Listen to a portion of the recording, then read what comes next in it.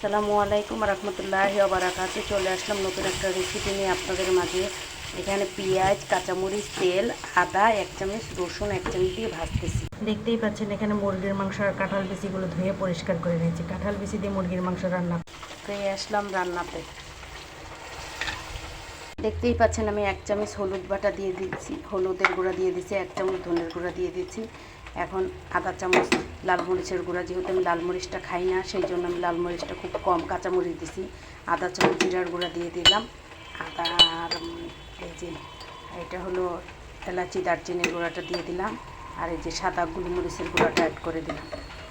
এর জন্য আমি ঘরেই সব কিছু মিক্স করে একটা রোস্টের মশলা বানাইছিলাম, এই জন্য আমি এই রোস্টের মশলা ওইটা এখানে অ্যাড করে দিলাম।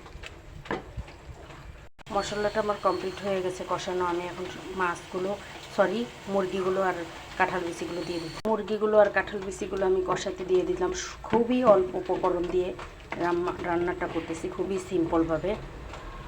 আস্ত দারচিনি, এলাচ, আস্ত তেজপাতা দিয়ে দিলাম, অ্যাড করে দিলাম। আমার মাংসটা প্রায় কষানো হয়ে গেছে, আমি এখন ঝোল দিয়ে দিব।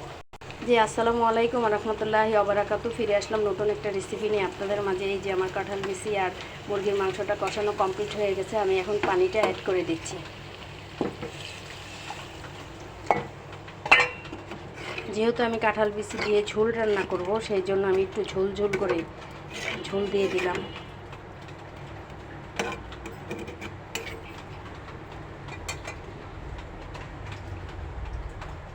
দেখতেই পাচ্ছেন আমার মুরগির মাংসের ঝোলটা রান্না কমপ্লিট হয়ে গেছে। আমি এখন পরিবেশন করে আপনাদের দেখাচ্ছি পরিবেশন করে। কাঁঠাল বিচি দিয়ে মুরগির মাংসের ঝোলটা রান্না কমপ্লিট হয়ে গেছে। প্লিজ কে কোথায় দিয়ে দেখছেন আমার চ্যানেলটাকে সবাই শেয়ার করবেন, সাবস্ক্রাইবার করে দিবেন, লাইক কমেন্ট করবেন। আসসালামু আলাইকুম রহমতুল্লাহি ওয়া বারাকাতুহু। ফিরে আসবো নতুন একটা রেসিপি নিয়ে আপনাদের মাঝে।